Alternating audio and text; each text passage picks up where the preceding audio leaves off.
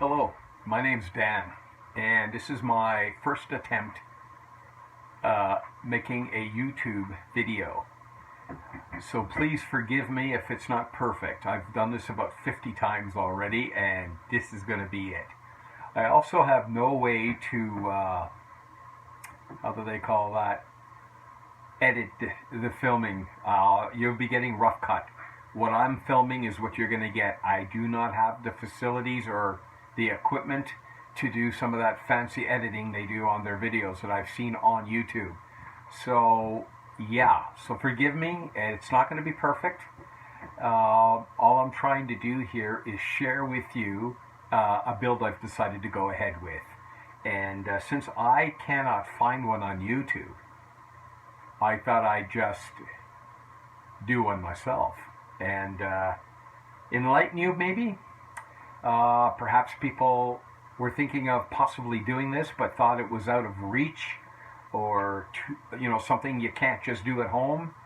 And well, I'm going to do this, and I'm going to introduce you to this in a second.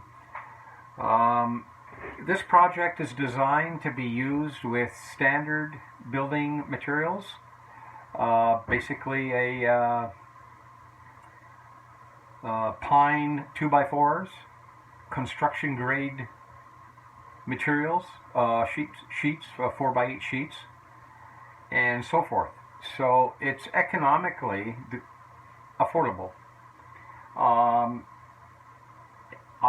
build models, RC models. I build big ones like this. I've got a triplane sitting in the corner. It's a 1/3 scale. It's about an 8-foot wing on the top. Red Baron flew that during World War I. And I'm into the World War I planes. And I haven't done any of that this year because of COVID-19. Sounded like most of the places were pretty well shut down. And I also bike for a hobby, and I didn't do too much of that either because of the scare of possibly getting sick. Now I know COVID-19 is serious. I actually work around it at work, and it is serious. So I took my precautions. So why look for trouble if you don't want trouble, right? So that's what I did. So I stayed home a lot and just did things around the house this season. I like keeping busy though. I like keeping busy. So what am I going to do? I got to do something else. I didn't want to build another plane. I have my handfuls with several of them here. Bikes are put away for the season. It's October. It's getting cold outside, and it is cold outside. So that's come to an end as far as I'm concerned. And I needed something else to build. Well, about 23 years ago, before I moved out here to Alberta, I was living in Ottawa, and I almost bought a 17-foot deep V-hull Spectrum with a 115 horsepower motor on it.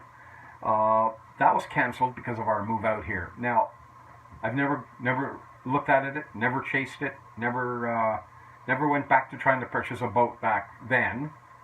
Well, 23 years later, I'm a little older, and I don't want a mortgage on a boat. So what am I going to do? So I got on the YouTube and started looking around for ideas, or at least possible ideas, if it was possible to build one myself. Now, I've seen programs, and some of these boats are quite intensive in their build and design. And I don't have a garage. This will have to be built outside under a tarp, in my case anyway. So that being said, I was looking for something relatively easy to build and something that's not out of my reach. So I was surfing the YouTube channels and for a couple of weeks, and one night I was just sitting there going through it again, and a new face popped up. And I thought, hey. So I pushed on to access his channel, and the channel was Jeff Spira International. Now this gentleman designs boats made out of 2x4 and plywood. Yeah, he's been doing it near 40 years. And there's a lot of them out there because I was checking his videos that he's posted that his customers had sent him. And boy, some of them are done up so nicely.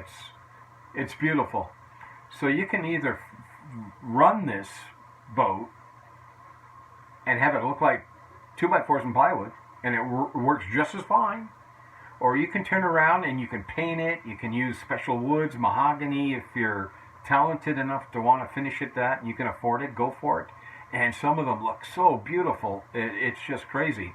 Now, I had one person who built I think it was a 19-foot with a cabin on it, and he said it would have cost him 1/3 to build that than actually trying to purchase a custom-built boat of the same size. I like that. Cheaper the better, right? So anyway, I access Jeff's YouTube channel. I hit the subscribe, I hit the like, and when you get in there, there's a few more things you can do that gives you more access to his channel, which is pretty cool. It's pretty well set up. It's nicely set up.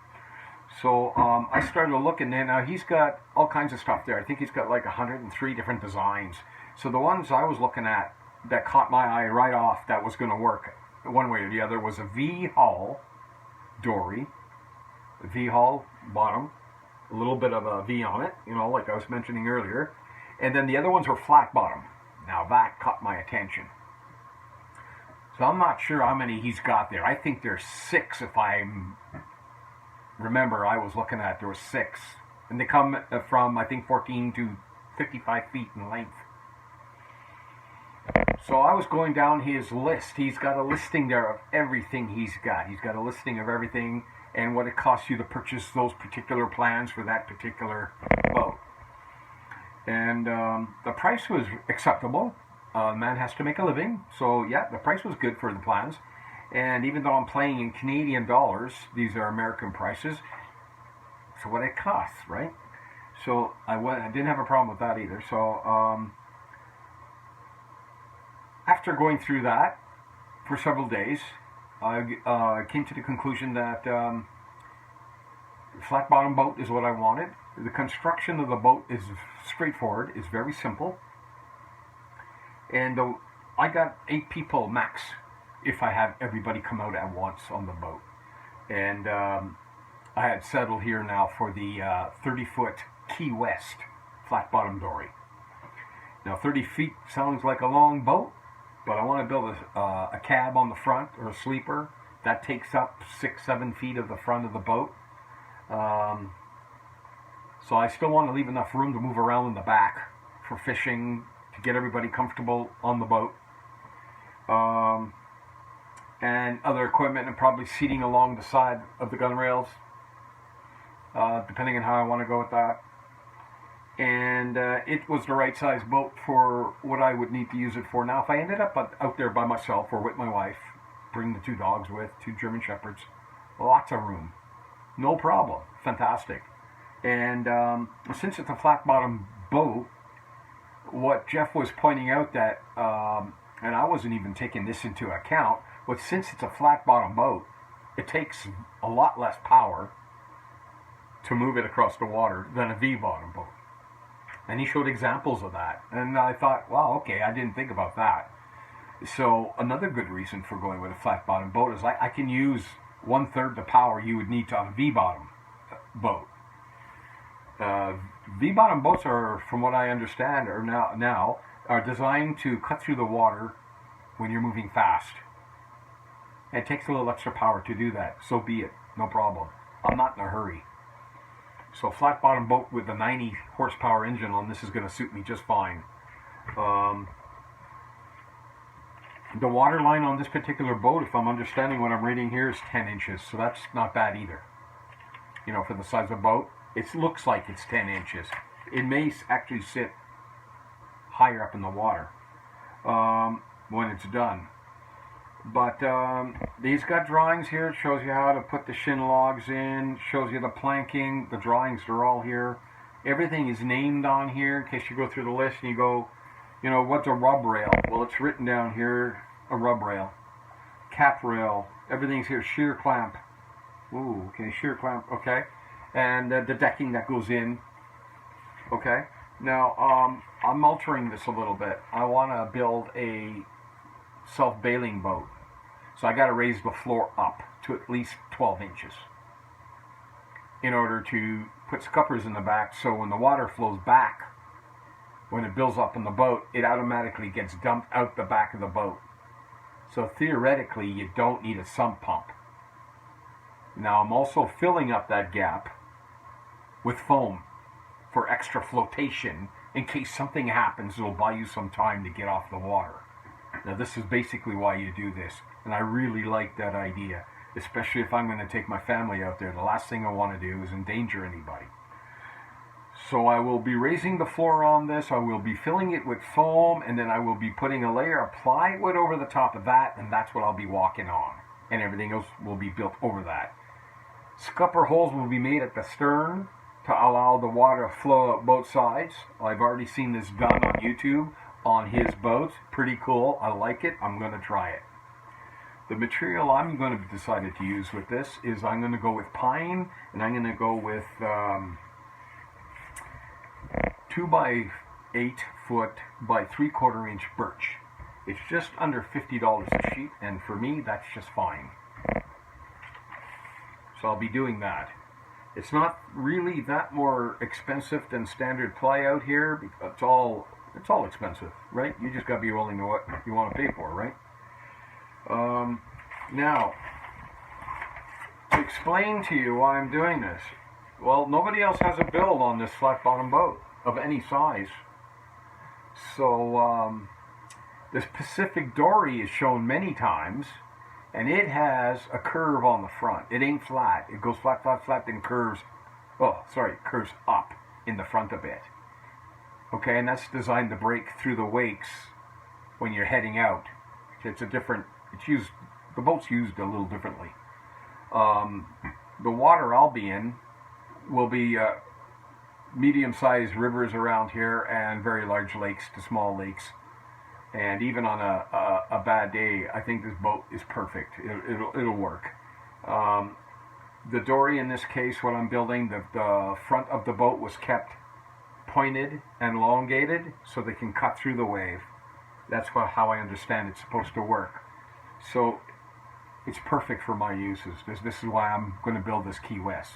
Now behind me, as you can see, I have 5 frames already pre-made. I picked up this wood last week and I took a shot of putting them together. I'll be doing all the framework in my basement. The rest of the materials will be collected over the winter, stored in my shed. So at the end of March, when it gets dry enough to get out in the backyard, I'll be working outside under a tarp to assemble all of this. But what I'm going to do for you, and the reason why I want to share this with you, as I mentioned, nobody has a flat bottom build. So I think this boat's big enough and would be interesting enough to follow. But I want to show you a few mods I made already. I got a piece of wood back here. You see those 3 holes in it? That was an experiment. I want to raise the floor, like I mentioned, so I can make it self-bailing. I just thought I'd drill holes in it to see how hard that was and see if I can save some weight. But it's going to take me from 4 inches up to 11.5, 12 inches high. My decking will be put on top of that. The inside will be filled with foam, and it'll drain out the back. That's the plan. Okay? That's the plan. So hopefully all that works out. I like tinkering, so this is right up my alley. And like I said, this is very simple. So if you've been thinking of wanting to get a boat, or you can't finance a boat, maybe you've got the room and the willingness to build a boat. You have to check this out. This website is really good. There's a couple of them out there, but not as many as I would like. But Jeff's site has everything you need. He's got more than enough choices, and like I said, they're easy to work. They're easy to build. Okay? So I got 5 frames here, like I mentioned. This large frame over here, right over here, all the way to the other side behind me here, that is my widest frame on this boat. So the top is just under 8 feet because it's unfinished, and the bottom I think is almost 6 foot across. And that's the height. So that's the middle of my boat, right there. The other piece, this one here, is at the front. And of course I don't have the stern set up yet because I'm working from the front back. The way my material worked out, cutting my pieces, I bought a 12-foot long cedar 2x4s. Now the reason why I did that for is because all my cuts have the least amount of wastage at this point with a 12-footer. The 12-footer was also cheaper than the 8-foot. I did not know that the material got cheaper as you got it longer. So I guess if I got a 20-foot one, it would probably be cheaper by the foot, right? So it's maybe, what am I paying? $1.60 a lineal foot versus $4 for a whole 2x4. And then if I bought a longer piece, it'd be a little cheaper. So that's in case you didn't know that. So that's working out really good for me right now. So I'll stick with that. I also got the Kilson. I'll move over here, and hopefully there's a shot. There isn't. Okay, I'm going to lift that up for you.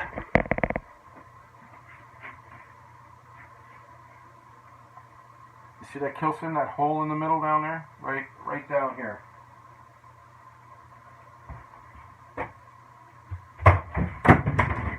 Sorry about that. There's a piece of lumber that runs through the whole length of the bottom of the boat. So that's cut out there to obviously accept that piece of lumber to go through the boat. And that helps, stiffen the bottom, I imagine, keep it from moving too much. It also leaves spaces on each side for water to flow through the boat. If you were doing it the way the plan said, without putting a raised deck on it. It allows the water to come in and just make its way back, and then you bail it out. So you need either a sump or a hand pump to get the water out of the boat from there. And that's what I'm trying not to do. I also don't like keeping myself wide open to accidents, so hopefully this is a better system that I'm going to apply to Jeff's design. So basically he gives you something that looks like a rowboat. Well, actually he does make rowboats. But something this size, you can still put oars on it. And I may just have a set of oars with me in case the engine fails. A fail-safe thing, you might say, right? So, yeah. So I'm going to have a sleeper on this, about 6.5, maybe 7 feet off the front. The boat's 30 feet long. I'm going to have enough room in the back for everybody to stand up or sit down, do some fishing, or just sit there and let the boat run while we're sitting back enjoying the sights. There's a lot of things you can do. Sorry, table. So there's a lot of things you can do with it. So that's the plan. Now, this is basically all it is. It's just the framework. This is the whole thing. Now, I'm on a budget. I get a check every month. I'll be taking that check and purchasing materials. And the rest of the frames, I will be taking video of the assembly of those frames. I'll set up this little phone in a position where it'll take the shot while I'm working on it without moving the phone. I'm trying not to move the phone for you, okay? I know I find it irritating when you're trying to watch somebody and you're watching this. For me, it's very hard to watch anything moving. And I know a lot of people do that. I'm sure they're not trying to do it. Like, I've done this 13 times already. This is the last time, okay? So bear with me, please.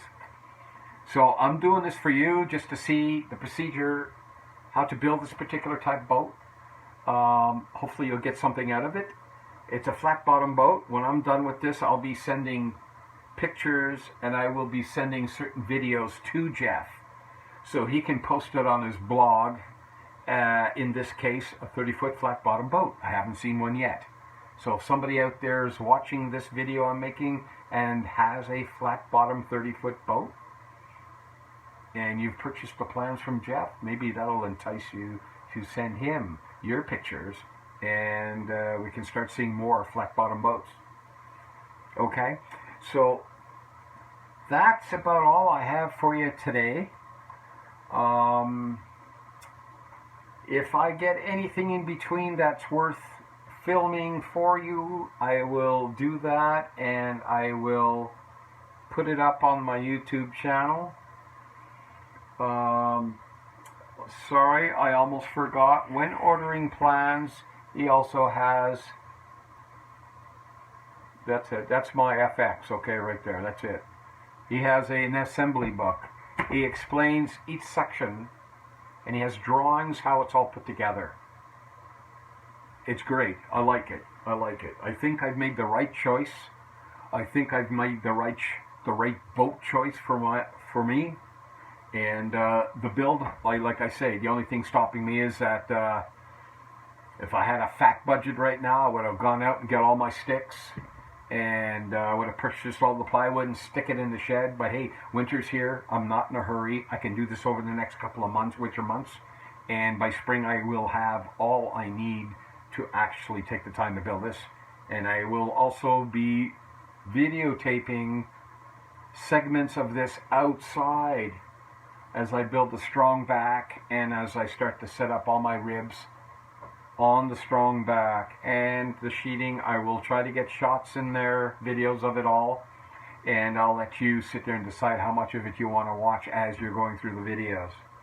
Okay, so again, I'm really sorry I don't have a way to edit this, and I'm going to try my best to kind of get to the point and get this out there for you so you can follow me. So please hit subscribe, hit like if you like it. Hey, if you don't, that's fine, don't worry about it. Just do it and don't come back. I've been wanting to say that all week watching all those videos. You know, everybody has a different way of saying it. Alright, so until the next video, take care. Thank you for watching. Please try to stick with me on this one. I really appreciate it, and it encourages me to go on. Okay, thank you.